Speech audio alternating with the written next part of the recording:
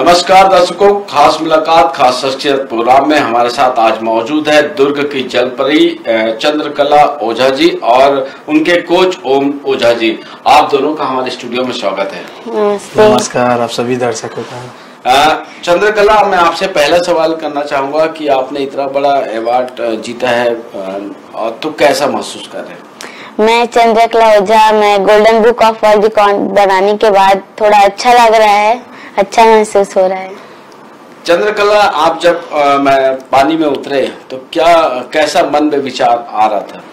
पहले तो लगा मुझे कि मैं नहीं कर पाऊंगी, लेकिन मैं अपने प्रैक्टिस को ना मन में रखी थी कि मैं प्रैक्टिस है इतना की हूँ तो उसके हिसाब से मैं पूरा कर पाऊंगी। और हमारे कोच बाहर पे थे और मम्मी पापा थे ना, तो उसको देखकर मुझे लगा कि मैं कर पाऊंगी पूरा। हम कोच ओम ओझा जी से बात करेंगे। आप चूंकि आप इतनी कम उम्र की बच्ची के कोच और आपका भी एज बहुत कम है, तो क्या कठिनाइयां हुई है ये इसको अवार्ड हासिल करने? कठिनाई तो सर बहुत ज़्यादा हुई है। आप सबों को मैं बताना चाहूँगा कि 8 घंटा कंटिन्यू स्विमिंग करना काफ़ी कठिन होती है, क्योंकि अगर किसी इंसान को लगातार आप 8 घंटे चलाओ तो उसमें हालत ख़राब हो जाती है।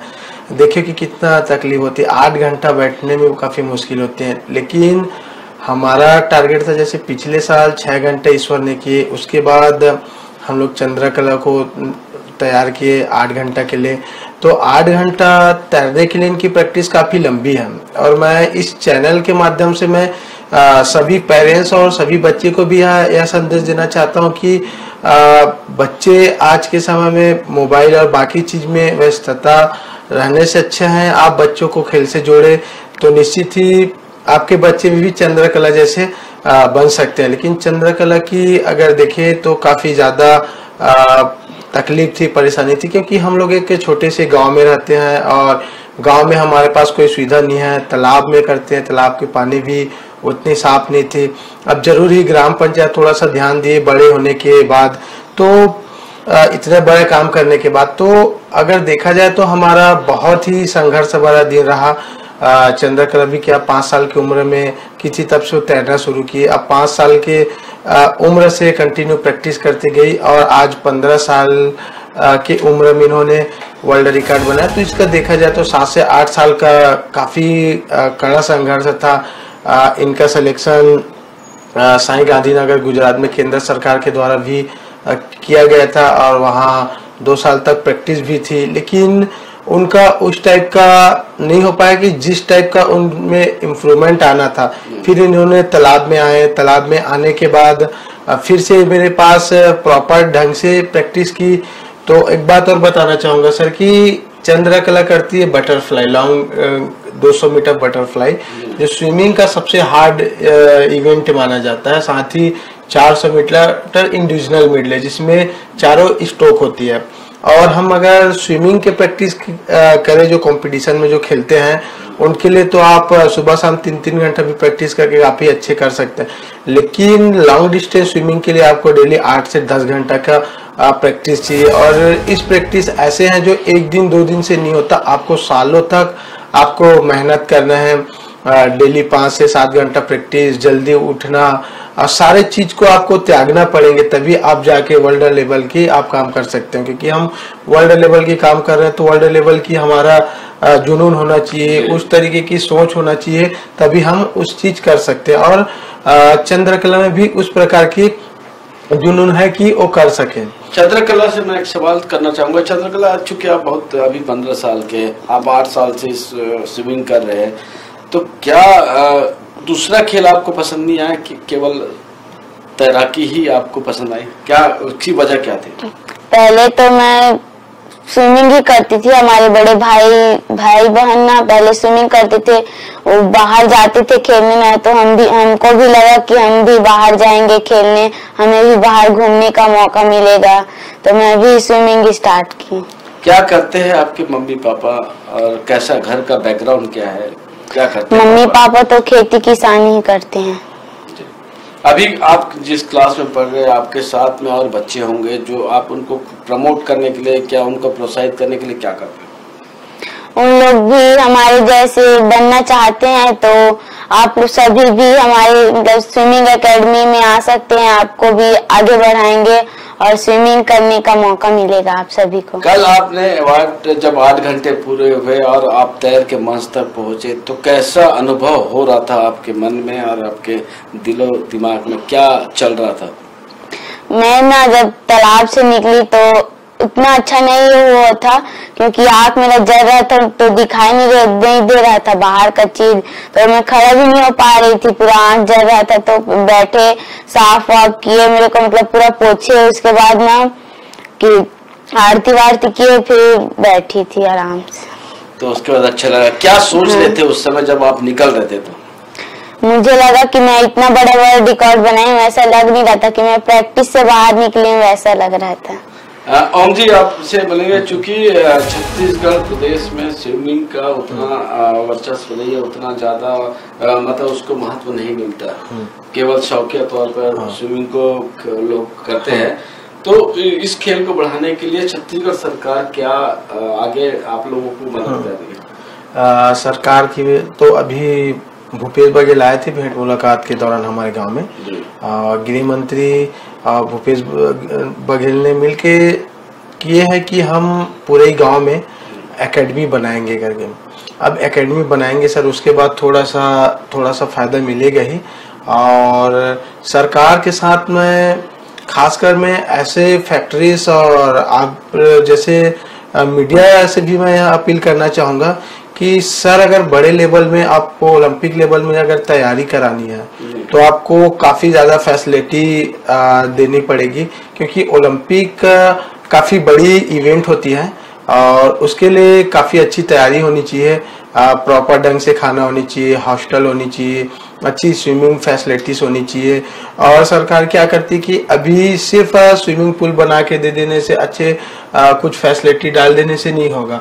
आपको अच्छे लेवल पे काम करने के लिए अच्छे कोचेस और जो जुनूनी लोग हैं उनको जोड़ के आप तो करना पड़ेंगे और उनको फैसिलिटी देनी पड़ेगी। तो निश्चित ही क्योंकि सर एक इंटरेस्टिंग बात है, मैं आपके न्यूज में पहले भी बोला था कि इंडिया में स्विमिंग में इंडिया आज तक ओलंपिक में मेडल नहीं लिए हैं। तो निश्चित ही अगर किए जाए, यहाँ छत्तीसगढ़ सरकार किए जाए तो निश्चित ही पूरे गांव मेडल दिला सकते हैं सर ओलंपिक में, क्योंकि लगातार देखे जाए तो बैक टू बैक 2 साल में 2 वर्ल्ड रिकॉर्ड बन चुके हैं और आने वाले समय में भी बहुत सारे वर्ल्ड रिकॉर्ड की हम प्लानिंग कर रखे हैं जिसको कंटिन्यू करेंगे और तो उसकी तैयारी अच्छे से चल रही है सर। चंद्रकला, आपसे सवाल है, चूंकि आपके कोच ने बताया कि अभी छत्तीसगढ़ सरकार वहां पर एकेडमी बना रही है, आप कितने घंटे प्रैक्टिस करते थे रोज, हमारे दर्शकों को बताइए। मैं तो वर्ल्ड रिकॉर्ड बनाने के लिए तैयारी में 12-13 घंटा करती थी स्विमिंग। तो कैसे आपका तैयारी का शेड्यूल क्या होता था, कैसे होता था, पूरा विस्तार से हमारे दर्शकों को बताइए। क्या करते थे, सुबह कितने बजे उठते थे और स्कूल कब जाते थे और कब पढ़ाई करते थे, पूरा आप बताइए हमारे दर्शकों को। सुबह 5 बजे उठती थी, फ्रेश होने के बाद रोटी खाने बोलते थे तो रोटी खाती थी, उसके बाद तालाब जाती थी, तालाब से 6 बजे पानी में उतरकर 12 बजे निकलती थी, फिर थोड़ा देर रुकने के बाद 12 बजे स्कूल रहता है तो 11 बजे निकलती थी, फिर 12 बजे स्कूल जाती थी, वहां से 4 बजे आती थी, फिर प्रैक्टिस में जाती थी 4, 5, 6 बजे तक। उसके बाद ना आकर थोड़ा रिलैक्स करके फिर खाना वाना खाने के बाद पढ़ाई करती थी, उसके बाद सोती थी, फिर 9 बजे सो जाती थी। तो मतलब लगातार आप केवल स्विमिंग की प्रैक्टिस कर रहे हैं कई घंटों तक, 8 घंटे 10 घंटे तक आपने प्रैक्टिस की। भविष्य में चूंकि आपने अभी वर्ल्ड रिकॉर्ड बनाया है ना, तो अब भविष्य में आपका क्या आगे का क्या प्लान है? मैं ओलंपिक में गोल्ड मेडल जीतना चाहती हूँ। चूंकि यहाँ पर संसाधन नहीं है, हाँ। यहाँ छत्तीसगढ़ में संसाधन मौजूद नहीं है, तो आप कैसे करेंगे? एकेडमी बनेगा, उसमें प्रैक्टिस करूंगी और पूरा फैसिलिटी रहेगा तभी ओलंपिक जा पाऊंगी मैं। प्रैक्टिस तो पूरा करूंगी। ओम जी हमारे साथ मौजूद है, आपके कोच। ओम जी, चूंकि आपने कहा, जैसा चंद्रकला ने कहा कि ओलंपिक में जाके वो गोल्ड मेडल भारत के लिए लाना चाह रही है, अगर सुविधाएं नहीं है और अभाव है सुविधा को, तो कैसे वहां तक आप पहुंचेंगे और अपने बच्चों को पहुंचाएंगे? मैंने सर काफ़ी संघर्ष किए, और मैं छोटा था तब से जब देख रहे हैं आप मेरा संघर्ष, तो मैं बताना चाहूँगा सर कि मैं भी एक समय सोचा था कि एक कुछ नहीं हो पाएगा, क्योंकि हम तालाब में रह के हम वहाँ तक सिर्फ सोच सकते हैं। लेकिन मैंने जब स्टेप बढ़ाया, उसके बाद बच्चे हमारे स्टेट लेवल में मेडल जीते, नेशनल लेवल में जीते, कुछ बच्चे इंटरनेशनल खेले, और अब वर्ल्ड रिकॉर्ड तक पहुंच गए।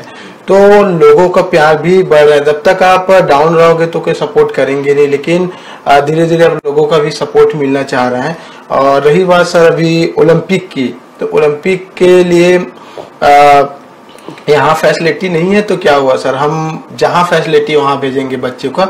बस आप सबकी एक आशीर्वाद और दुआ रहेंगे कि मिलेंगे। और मैं कुछ और बात बोलना चाहूँगा इस मीडिया के माध्यम से कि जो लोग अगर बच्चे को, जैसे आप छोटी सी, आप जिस तरीके के सपोर्ट अभी वर्ल्ड रिकॉर्ड के लेके, वही थोड़ी सी बड़ी अगर सपोर्ट हम मिलते हैं तो चंद्रकला या चंद्रकला जैसे और बच्चे हैं हमारे एकेडमी में, कि उस एकेडमी के बच्चे को हम इंडिया की जो बेस्ट एकेडमी है या विदेशों की एकेडमी में भेजेंगे, जो 3 से 4 साल अगर प्रैक्टिस करते तो निश्चित ही ओलंपिक में मेडल आएंगे। और राज्य सरकार, केंद्र सरकार का सुनते हैं कि जब मेडल लेके आते हैं ओलंपिक में, उसके बाद उनको करोड़ों की पैसा, बहुत सारी सुविधाएं देती है। उस सुविधा के हमें सुविधा की जरूरत नहीं, मात्र आप हमारे बच्चे को प्रैक्टिस के लिए आप अच्छी एकेडमी या विदेश भेज दीजिए, और मेडल की गारंटी हम लेते हैं। और उसके बाद आप कुछ भी सुविधा मत दो, लेकिन हमारे देश के लिए का जो सूखा है, जो आज तक ओलंपिक में मेडल नहीं आए हैं, वो मेडल आ जाएंगे हमारे देश। चंद्रकला, हम आपसे पूछना चाहेंगे, क्योंकि आप इतने दिन से प्रैक्टिस कर रहे हैं, 5 साल से आप स्विमिंग की प्रैक्टिस कर रहे हैं, तो क्या किस प्रकार का खान पान आप करते हैं, हमारे दर्शकों को बताइए। सुबह तो 5:30 बजे पहले अंगाका रोटी खाती थी, उसके बाद प्रैक्टिस से आती थी, फिर चना, केला, अंडा खाती थी, फल फूल। आपने जो रोटी का नाम दिया उसको फिर से बताएंगे हमारे दर्शक, वो किस प्रकार की रोटी होती है? अंगाका रोटी हमारे घर तरफ बनता है, हमारे घर में। ये कोच हमारे साथ मौजूद है जी, बताएंगे ये रोटी जिस प्रकार का नाम ले रहे हैं, ये किस प्रकार की रोटी है? ये क्या होते हैं सर कि ये छत्तीसगढ़ी जिसको डिश बोले जाते हैं। हाँ जी। इसमें क्या होते हैं कि मिनिमम जैसे आप बासी सुनते हैं जी, और बासी जैसे होते हैं जो रात का जो खाना बचा होता है जी जी, तो उनको क्या है कि बना के पानी में डाल के, हाँ, तो तावा में बना के उनको चावल के पिसान से जो बनाते हैं, तो उसी प्रकार क्या होता है कि जो रात का जो खाना बचते हैं, अभी क्या होते हैं कि जिनके पास अच्छे पैसे हैं, अच्छे फैसिलिटी है, तो सब खाते हैं, सब ब्रेड खाते हैं, लेकिन इनका फायदा भी बहुत है, ऐसे बोलते हैं हमारे जो दादी दादा लोग हैं। तो सुबह जब सो के उठते हैं, हमारे पास खाने के लिए कुछ भी नहीं है, क्योंकि जब ये प्रैक्टिस करते थे तो प्रॉपर डाइट के लिए हमारे पास पैसा नहीं था। तो हमारे साथ जुड़े एकेडमी के जो संरक्षक हैं, उन लोगों ने छोटी छोटी सहयोग की, जिसकी वजह से हम लोग इनके लिए डाइट किए। तो क्या होता था, डाइट एक लोग किसी कोई भी इंसान सीमित समय के लिए ही आपको व्यवस्था करेंगे, उपलब्ध कराएंगे, हर टाइम नहीं कराएंगे। तो अब हम लोग को तो 3-3, 4-4 साल प्रैक्टिस करना है, अगर दिन में देखे जाए तो 1000 से 1100 दिन करना है। तो उसमें क्या होता था कि अब खाली पेट तो जा सकते नहीं, तो क्या करते हैं कि डेली का एक रूटीन रहता है कि जो रात का जो खाना बचते हैं उनको सुबह उठने के बाद इनकी जो मम्मी है उनको रोटी बनाते थे, और उस रोटी को इन्होंने खा के जाते थे प्रैक्टिस करने के लिए। फिर उसके बाद आने के बाद जो डाइट है, प्रोटीन की भी जरूरत होती है, तो उस प्रकार के चना, मूंग, फली, पूरा का स्प्राउट बना के, उसके अलावा केला था, अंडा था, दूध था, तो इस तरीके के इनको क्या डाइट देते थे। तो ये जो जितना भी आपको अभी जन सहयोग से जो डाइट के लिए जो व्यवस्था हो रही है, तो क्या, चूंकि यहाँ पर मुख्यमंत्री है, गृह मंत्री है और अन्य मंत्री यहाँ पर दुर्ग जिले में, क्या उनके तरफ से क्या सपोर्ट अब तक रहा है? अब तक सपोर्ट का बात जैसे बोले जाए तो गृह मंत्री जी ने इसमें छोटी सी सहयोग किए थे कि हम लोग के पास जो फीस का जो पैसा नहीं हो रहे थे, जो golden book of world record में जो देने रहते हैं, उनका उन्होंने व्यवस्था कराए। और साथ ही आसपास के जो जनप्रतिनिधि हैं उन लोगों का भी छोटी छोटी सहयोग मिले हैं। तो इस तरीके से टोटल सहयोग से ही हमने ये आयोजन करा पाया सर। चंद्रकला, आपसे पूछूंगा कि चूंकि दुर्ग जिले में आपने इतना बड़ा दुर्ग जिले का नाम पूरे विश्व में प्रख्यात किया, प्रसिद्ध किया है, मुख्यमंत्री जी या और कोई मंत्री जी का फोन आया आपको? नहीं, किसी का फोन नहीं है। क्या आपके पास मुख्यमंत्री जी या इतने सारे मंत्री यहाँ पर है, आप किसी के तरफ से बधाई संदेश आपको मिला? संदेश की बात है तो सर अभी ताम्रध्वज साहू जी ने बधाई दिए और आगे के लिए जो भी सपोर्ट रहेगा वो करने के लिए बोले, क्योंकि सामने थे तो उन्होंने खुद से बोले। साथ ही कांग्रेस का प्रदेश अध्यक्ष स्पोर्ट्स सेल का प्रवीण जैन का फोन आया था, उन्होंने बधाई दिए। साथ ही चंद्रकला को भी बधाई देने बोले, बात कराने के लिए बोले, लेकिन मैं वहाँ उपस्थित नहीं था, रायपुर गए थे तो बात नहीं करा पाए थे चंद्रकला से, लेकिन बधाई दिए उन्होंने। तो मुख्यमंत्री जी की तरफ से या उनके जो अधिकारी है या उनके घर से किसी का फोन? घर से तो फोन नहीं कहे जा सकते, लेकिन यह जरूर कहे जा सकते हैं कि उनके प्रतिनिधि हैं जिन्होंने कॉल किया था मेरे को, तो उन्होंने बोले हैं कि बिट्टू भैया जो सीएम के लड़के हैं कि उन्होंने आपको ढेर सारी शुभकामनाएं दी हैं और साथ ही कोई दिन मिलने जरूर आएंगे। और अगर आना होता है रायपुर या इधर तो यहाँ भी मुलाकात कर सकते हैं, या जरूर समय निकाल के आप मिलने आएंगे। ओम, आपसे मैं सवाल करना चाहूंगा, क्योंकि ऐसे प्रदेश में कितने खिलाड़ी होंगे जो स्विमिंग को या ओलंपिक का सपना देखकर अपना प्रैक्टिस कर रहे हैं? खिलाड़ी सर बहुत है, अलग अलग गेम में देखे जाए स्विमिंग के अलावा, और सिर्फ एक सपना ही है सर, क्योंकि हम लोग को अगर खिलाड़ी का जो सम्मान होते हैं सर सिर्फ खेल तक ही रहते, ग्राउंड तक ही रहते हैं, और जब बड़े इवेंट से जब जीत के आते हैं देश के लिए काम करते तो थोड़ा सा क्या सपोर्ट मिलते हैं। तो इसलिए यहाँ पर सपोर्ट की बहुत जरूरत होती है, खासकर जो खिलाड़ी खेलते हैं अपना पूरा जीवन लगा देते हैं, कोई सक्सेस हो पाते कोई नहीं होते, लेकिन एक देश सेवा के लिए निकलते हैं तो उसके लिए भी कुछ ना कुछ केंद्र सरकार और राज्य सरकार को करना चाहिए।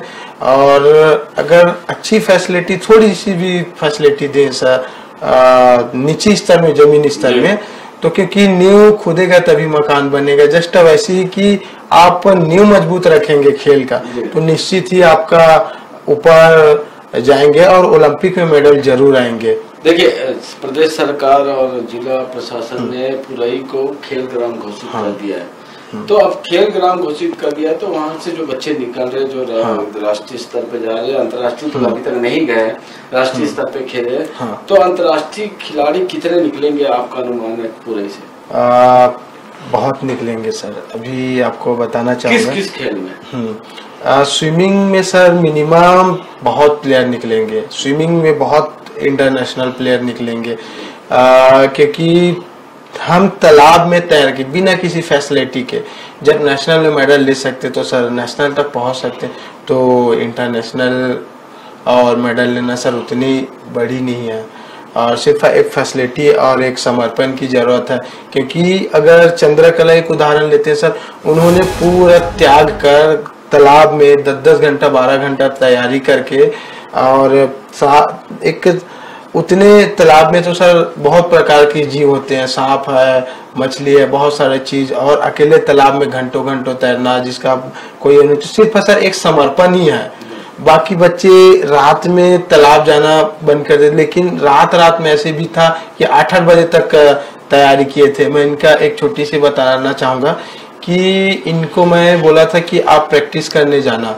उस दिन मैं कहीं बाहर गए थे तो उनको बोला कि आप प्रैक्टिस करने जाना, तो इन्होंने क्या किया कि प्रैक्टिस करने, उनको लगा कि सर तो बाहर गए हैं, उनकी कोई फ्रेंड का बर्थडे था, बर्थडे में चले गए। वहां से इनको साफ मना है कि आपको समोसा मीठा चीज कुछ नहीं खाना है, आपको जो आपका जिस प्रकार का डाइट का हम चार्ट बना के दिए, जिस प्रकार से आपको खाने बोले वही खाना। तो इन्होंने समोसे खाए और वो खाए, और उनके बाद हमारे गांव में क्लब चलते हैं तो वहाँ फिजिकल बच्चे करते हैं। वहाँ मैं गया तो इन्होंने, मैं बोला आपका प्रैक्टिस था इस टाइम कैसे था, तो इन्होंने बोल नहीं पाई, लेकिन मैं इनको जब पूछे तो बताया कि मैं यहाँ गई थी फ्रेंड के साथ, तो इनको बोला कि अभी के अभी जा, और उस दिन आपका इनका 4 घंटे का शेड्यूल था, मिनिमम 5:10 हो रहा था, उन्होंने आए और कूदे और पूरे रात तक प्रैक्टिस की 10 बजे तक। तो उस दिन इनके मम्मी पापा ने मतलब कुछ भी किसी भी प्रकार के कोई नहीं करते थे, आपके बच्चे हम आपको सौंप दे, आपको जैसे कराने करा। तो उस दिन इन्होंने रो रो के प्रैक्टिस कराई। मैं तो वहां पे नहीं गया था क्योंकि इनके लिए हमने एक अलग से टीम बना रखी है सर वर्ल्ड रिकॉर्ड के लिए। वो बच्चे इसके साथ परमानेंट 2 बच्चे को लगा के रखते थे, जिसमें एक बच्चे देखते थे कि इनका डाइट में क्या खाएंगे, क्या करेंगे, कैसे करेंगे, और एक बच्चे इनके लिए परमानेंट प्रैक्टिस में बैठे रहते थे। तो उन्होंने जब बताया कि सर बहुत रो रहे थे, वो तैरते तैरते रोने लग रहे थे, तो मेरा क्या, मैं तो उनको समय दिया था ओके, तो हाँ इतना है कि गलती मानते कि हाँ मैंने गलती किया है। उन्होंने ये बहुत अच्छा है। तो आप जो आपका डाइट प्लान था उसको आपने तोड़कर बर्थडे पार्टी में आपने वो मनाने चले गए थे, तो उसके बाद जो आपने रात भर प्रैक्टिस किया तो कैसा लगा? डर लग रहा था कि सर डांटेंगे, बहुत डांटेंगे कर, फिर भी ना, मैं अपना प्रैक्टिस है, वर्ल्ड रिकॉर्ड बनाना है तो कुछ करना पड़ेगा, त्यागना पड़ेगा, तो प्रैक्टिस की मैं रात तक। तो अभी कैसा, जब आपको रिकॉर्ड मिल गया तो अब कैसा लग रहा है? फिर से मेरा वो क्वेश्चन है, कैसा आप लोग, गांव के लोग या बाहर से लोग आ रहे हैं तो आप क्या बोल रहे हैं? आपको बोल रहे कि पहले तो कुछ नहीं कर पाती थी, अब बहुत बड़ा कर चुकी है, तो अच्छा लगता है कि बोलते हैं मुझे कि लड़की कुछ कर पाई है करके। आपसे मैं सवाल करूंगा, चूंकि आप स्विमिंग के कोच हो और प्रदेश में बहुत सारे तालाब हैं, गांव के बच्चे बहुत एनर्जी रहता है उनमें, और वो तालाबों का संरक्षण भी है, उस पर आप क्या कहें? तालाब का संरक्षण के लिए मैं बोलना चाहूँगा सर कि सबसे पहले तो वहाँ के लोगों को जागरूक होना पड़ेगा। जैसे 2013-14 की बात करूंगा कि हम उस समय जल सत्याग्रह किए थे 1 सप्ताह तक, तो उन्हें क्या है था किसी का गलती, जो जस्ट उसको हट के अगर मैं बोलना चाहूंगा सर कि जैसे हम अपने घर की साफ सफाई करते हैं, कोई बाहर के नहीं आते, वैसे ही जो तालाब है तो वहां के लोगों को उस चीज के लिए क्या करना चाहिए कि जागरूक होना पड़ेगा। और खुद ही अगर हम कोई चीज को तालाब में फेंक रहे हैं तो गंदगी हम खुद फैला रहे हैं और उसी में हम नहा रहे हैं, तो उसका पहले तो समुचित ढंग से व्यवस्था करना चाहिए कि हम कौन से जो सामान है, कौन से कचरा है, उस चीज को हम कहाँ फेंके, और लोगों को आपस में मिल के जुड़ के काम करना चाहिए कि साफ सफाई कैसे रख सके। आपने देखे थे सर कि तालाब कितना साफ था, और आपके कहीं भी आपको किसी भी प्रकार की गंदगी नहीं मिलेंगे। और इनके लिए मैं बताना चाहूंगा कि जब हम पिछले बार वर्ल्ड रिकॉर्ड कराए थे तो पूरा तालाब की सफाई हमारे बच्चों ने किए थे, और एक एक चीज पानी से लेके सारे चीज हम खुद डाले थे, चूना से लेके सारे चीज। और इस बार जब पता चले, हम जाके नहीं बोले, पता जैसे ग्राम पंचायत को पता चले तो उन्होंने मजदूर लगा के पूरे तालाब की सफाई कराए, पानी की सफाई कराए, सारी व्यवस्था, तालाब में पानी भी डलवाने की था तो उनको भी ग्राम पंचायत, तो इनके लिए मैं अभी सरपंच है गांव के, उप सरपंच है, पूरे पंच बॉडी जिन्होंने आगे आकर किए, क्योंकि और उनके करने का भी एक रीजन था कि उनका गांव का नाम वर्ल्ड में है, और साथ ही कि उनको भी अब समझ आ चुके हैं कि जब कोई इतने आगे तक जा रहे थे, थोड़ी सी सपोर्ट तो गांव से भी सपोर्ट मिला, और साथ ही कि वहां पे रहने वाले लोगों ने भी थोड़ा सा सोचे कि तालाब का रख रखाव हमें ही करना है क्योंकि हमें ही नहाना है, तो थोड़े से लोग जागरूक हुआ। और ये भी कह सकते हैं कि एक चंद्रकला रिकॉर्ड बनाने से लोग थोड़ा सा जागरूक हुआ कि तालाब में थोड़ी सी गंदगी कम है। तो ऐसे ही जितने भी तालाब है प्रदेश में, कि वहां के आसपास के लोग अगर थोड़ी सी सहयोग करते हैं तो इसमें किसी भी शासन प्रशासन की कोई जरूरत नहीं है, न किसी को साफ करने की जरूरत नहीं, खुद ही साफ रहेंगे और बहुत बेस्ट रहेगा। चंद्रकला, आपको हम बधाई देते हैं कि आपका जो सपना है वो पूरा हो। चूंकि वक्त हो चला है हमारे कार्यक्रम को समाप्त करने का, आप दोनों हमारे चैनल में समय दिया, इंडियन न्यूज को समय दिया, इसके लिए बहुत बहुत धन्यवाद। धन्यवाद आप सभी का। ये थी चंद्रकला जो छत्तीसगढ़ सहित पूरे भारत का नाम वर्ल्ड में रोशन करी है, और ये इनका सपना है कि ओलंपिक भारत के लिए ओलंपिक मेडल जीतकर भारत का नाम रोशन करे। हम चाहेंगे कि हमारी पूरी टीम आशा करती है कि वो जल्द ओलंपिक में भाग ले और हमारे भारत का नाम रोशन करे। आप सभी को नमस्कार।